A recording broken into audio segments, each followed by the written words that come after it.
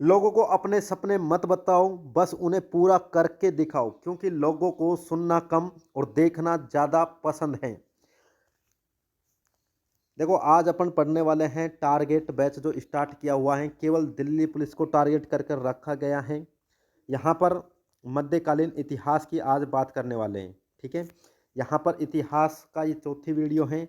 आज मध्यकालीन इतिहास स्टार्ट की है, इसमें केवल दिल्ली सल्तनत पढ़ेंगे। दिल्ली सल्तनत से जितने भी मोस्ट इम्पोर्टेंट क्वेश्चन बनते हैं उन सभी को अपन पढ़ने वाले हैं, ठीक है दोस्तों। तो चलते हैं।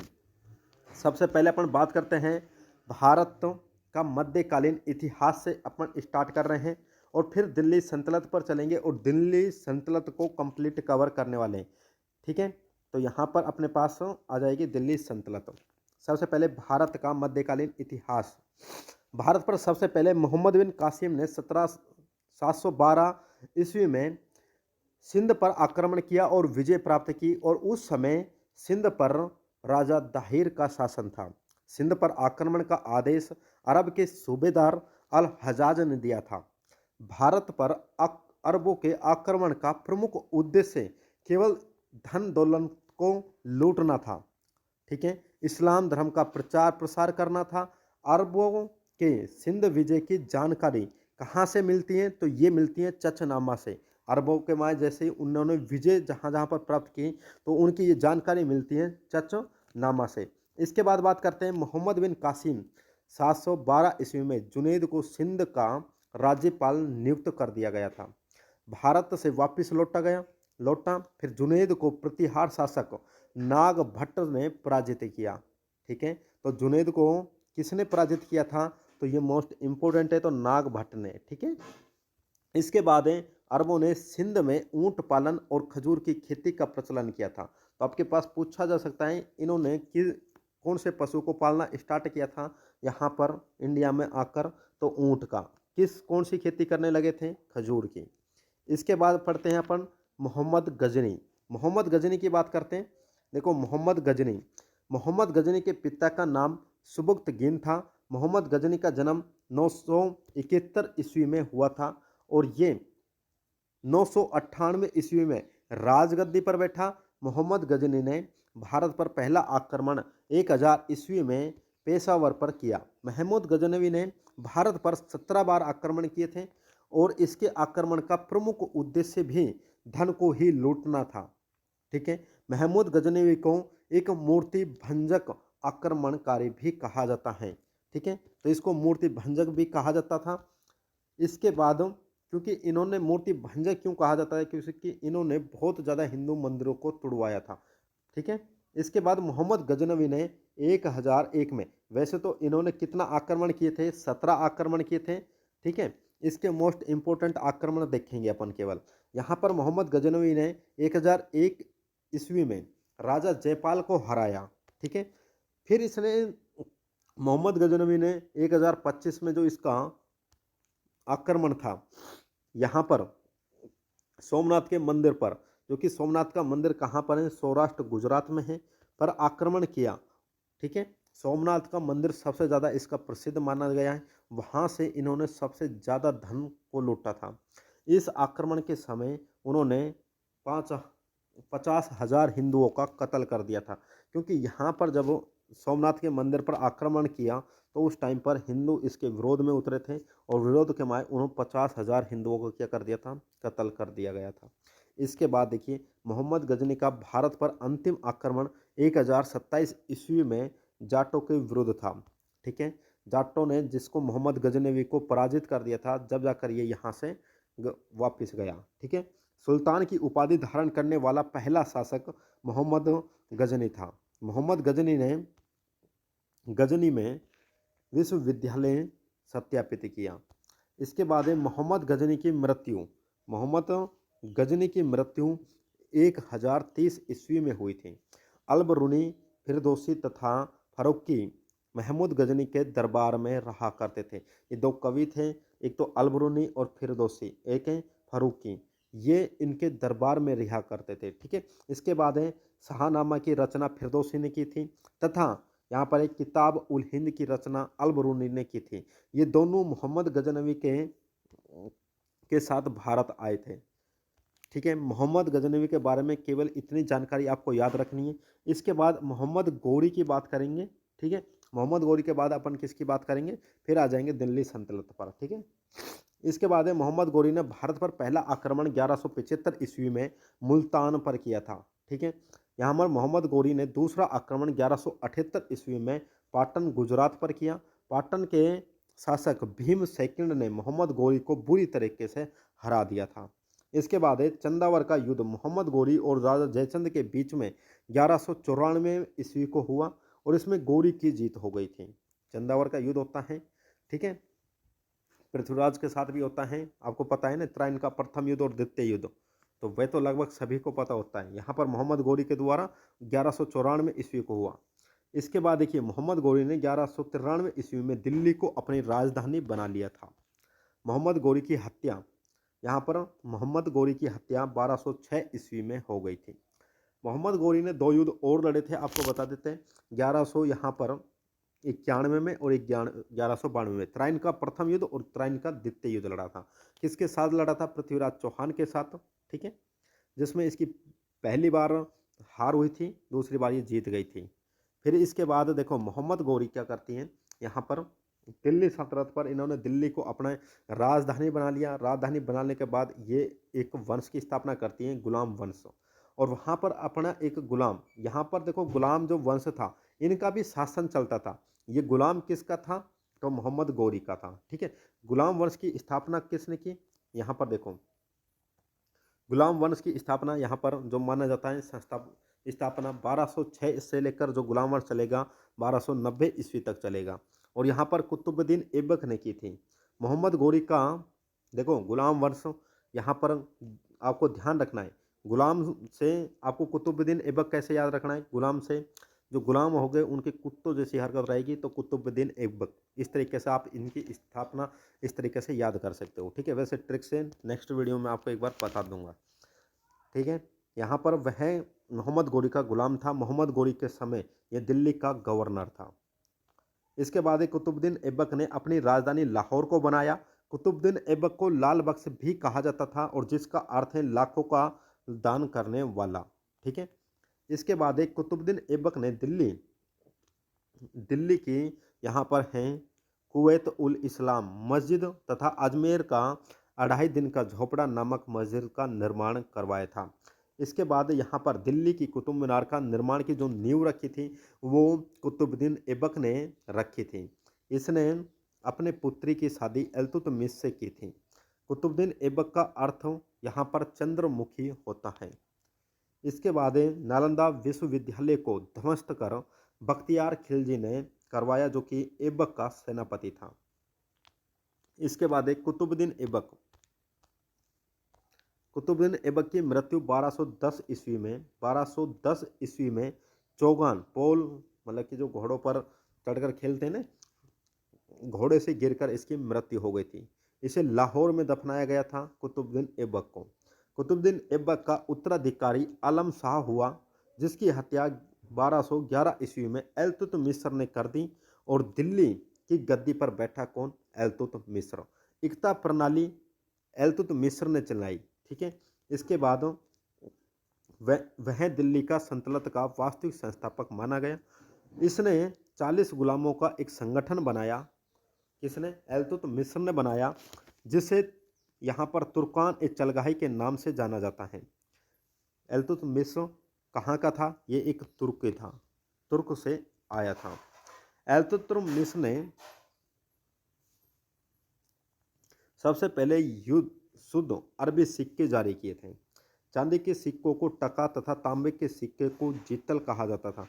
तो आप ध्यान रखिए, जब इल्तुतमिश ने सिक्के चलाए, एक तो इन्होंने चांदी के सिक्के चलाए और एक इन्होंने तांबे के। जो चांदी के सिक्के हुआ करते थे उनको टका कहा जाता था, और जो तांबे के सिक्के थे उन्होंने जीतल कहा जाता था। इल्तुतमिश तुर्की था तथा कुतुबुद्दीन ऐबक का गुलाम तथा दामाद था। इल्तुतमिश की बात कर रहे हैं, ये जो कि कुतुबुद्दीन ऐबक का क्या हुआ करता था, दामाद। इसके बाद कुतुबुद्दीन ऐबक की मृत्यु के समय यह बदायूं का क्या बन गया, गवर्नर बन गया। बदायूं का गवर्नर बनने के बाद यह अपनी राजधानी लाहौर से बदलकर दिल्ली लाया। इल्तुतमिश पहला शासक था जिसने 1229 ईस्वी में बगदाद के खिलाफ से सुल्तान पद को स्वीकृति ली थी। इसके बाद भारत में पहला मकबरा निर्मित कराने का श्रेय भी इल्तुतमिश को ही जाता है। चंगेज खान ने भारत पर 1221 ईस्वी में इल्तुतमिश के समय आक्रमण किया।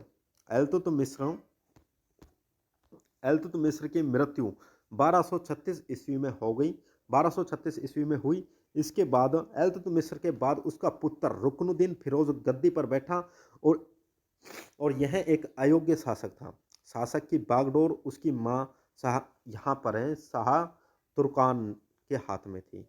ठीक है, इसके बाद तुर्की के अमीरों ने इसकी गद्दी से हटा दिया और रजिया सुल्तान को राजगद्दी पर बैठा दिया गया। इल्तुतमिश के बाद कौन आता है? रजिया सुल्तान। फिर इसके बाद बलबन आएगा। फिर देखिए यहाँ पर रजिया सुल्तान एकमात्र ऐसी शासिका थी जो सबसे पहली महिला शासिका बनी थी।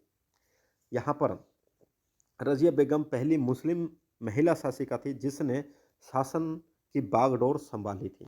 ठीक है, इसके बाद है जो ये रजिया सुल्तान थी, ये पर्दा प्रथा का त्याग कर पुरुषों की तरह दरबार में खुले मुँह घुमा करते थे। रजिया की शादी अल्तुनिया से हुई। रजिया की हत्या 1240 ईस्वी में हिंदू डाकुओं के द्वारा कर दी गई थी और यह प्रथम तुर्कों महिला शासक थी। 1246 ईस्वी में नसरुद्दीन महमूद दिल्ली का शासक बना।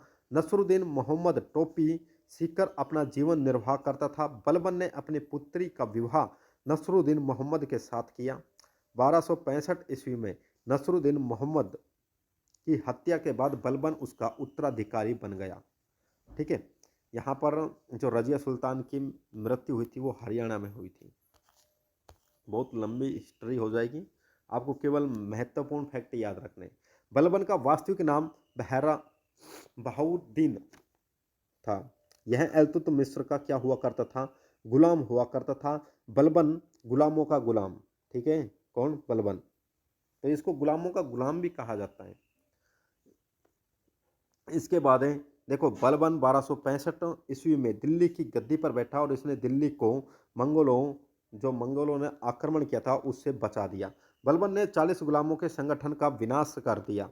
बलबन ने यहाँ पर सिजदा और पेबास नामक नई प्रथा चलाई कि भाई कोई भी रहेगा सब सिजदा करेगा और वहाँ पर लेट कर करेगा। ठीक है, बलबन ने यहाँ पर फारसी त्यौहार नवरोज मनाने की प्रथा प्रारंभ कर दी। ठीक है, इन्होंने नसरुद्दीन मोहम्मद ने बलबन को यहाँ पर क्या किया? उलग खां की उपाधि धारण की थी। बलबन के दरबार में फारसी के प्रसिद्ध कवि अमीर खुसरो तथा अमीर हसन रहा करते थे। तो आपको ध्यान रखना है अमीर खुसरो और अमीर हसन किसके दरबार कवि थे? तो आपको ध्यान रखना है बलबन के थे। बलबन ने अपने शत्रुओं के विरुद्ध लोहा रक्त नीति को अपनाया, लोहा रक्त नीति को अपना लिया। इसके बाद बलबन की न्याय व्यवस्था निष्पक्ष थी और बलबन के बाद उसका पुत्र केकूबाद शासक बना और इसकी मृत्यु लखवा से हो गई थी। गुलाम वंश का अंतिम शासक जो कि शमरुद्दीन कैमर्स था। देखो, गुलाम का जो अंतिम शासक था ना, उसको शर्म आने लग गई कि यार नहीं यार ऐसे नहीं चलेगा काम। तो आपको ध्यान रखना है कि गुलाम वंश का अंतिम शासक कौन था। तो आपको ध्यान रखिएगा, जब उनको शर्म आने लगी कि भाई गुलाम नहीं बनना चाहिए तो वो शमरुद्दीन कैमर्स, ध्यान रखिएगा। ठीक है, शर्म आने लग गई इस तरीके से। नेक्स्ट अपने पास वंश आता है खिलजी वंश और खिलजी वंश चलता है 1290 से लेकर 1320 ईस्वी तक। खिलजी वंश की स्थापना की थी फिरोज खिलजी ने। ठीक है, फिरोज खिलजी ने स्थापना की थी। इसने यहाँ पर है किलोखरी को अपनी राजधानी बनाया। फिरोज खिलजी की हत्या 1296 ईस्वी में उसके भतीजे तथा उसके दामाद अलाउद्दीन खिलजी ने यहाँ पर एक कड़ा मानिकपुर इलाहाबाद में कर दी थी। अलाउद्दीन के बचपन का नाम अली तथा गुरसप्पा था और अलाउद्दीन खिलजी ने स्थायी सेना रखी और सैनिकों को नगद वेतन देने की व्यवस्था कर दी और इसने एकता प्रथा को समाप्त कर दिया। सिक्कों पर तारीख लिखने की प्रथा अलाउद्दीन खिलजी ने ही शुरू की थी। अलाउद्दीन खिलजी ने बेईमानी को रोकने के लिए मूल्य नियंत्रण प्रणाली तथा बाजार नियंत्रण प्रणाली की व्यवस्था की। अलाउद्दीन खिलजी ने अलाई का दरवाजा तथा सीरी का किला बनवाया। अलाउद्दीन खिलजी ने सेनापति का नाम मलिक काफूर था। मलिक काफूर को हजारी दिनार भी कहा जाता है। मलिक काफूर ने उसकी दक्षिण में विजय कई सफलता प्राप्त की। यहाँ पर एक घोड़ा दागने तथा सैनिकों का हुलिया लिखने की प्रथा का प्रारंभ भी अलाउद्दीन खिलजी ने किया। अलाउद्दीन खिलजी के समय मेवाड़ का शासक राणा रतन सिंह हुआ करता था। अलाउद्दीन खिलजी ने सिकंदर ए सानी की उपाधि धारण की थी। यहाँ पर अलाउद्दीन खिलजी के शासन में मंगलों ने 6 बार आक्रमण किया। अलाउद्दीन खिलजी की मृत्यु 1316 ईस्वी में हो गई और इसके बाद मुबारक खिलजी राजा बना। मुबारक खिलजी कभी कभी, एक मिनट दोस्तों, अलाउद्दीन खिलजी ने सिकंदर सानी की उपाधि धारण की। अलाउद्दीन खिलजी के शासनकाल में मंगलों ने कितनी बार आक्रमण किया था? 6 बार आक्रमण किया। अलाउद्दीन खिलजी की मृत्यु 1316 ईस्वी में हो गई थी। इसके बाद मुबारक खिलजी राजा बन गया। मुबारक खिलजी कभी कभी दरबार में स्त्रियों के वस्त्र पहनकर आता था। मुबारक खिलजी की हत्या उसके वजीर खुसरो खान ने 1320 ईस्वी में कर दी और दिल्ली के सिंहासन पर बैठ गया। खुसरो खां की हत्या गाजी मालिक, जिसका नाम था गयासुद्दीन तुगलक, ने की थी और गयासुद्दीन तुगलक ने करने के बाद एक नया वंश स्टार्ट हो जाता है, उसका नाम पड़ता है तुगलक वंश। और तुगलक वंश कब से कब तक इनका टाइम पीरियड रहता है? 1320 से लेकर 1398 तक। 1320 में गयासुद्दीन तुगलक खुसरो खां को पराजित कर दिल्ली के सिंहासन पर बैठा और इसने 29 बार मंगलों के आक्रमण को विफल कर दिया था। इसने सिंचाई के लिए कुएं तथा नहरों का निर्माण करवाया और नहरों का निर्माण कराने वाला ये प्रथम शासक था। गयासुद्दीन तुगलक ने दिल्ली में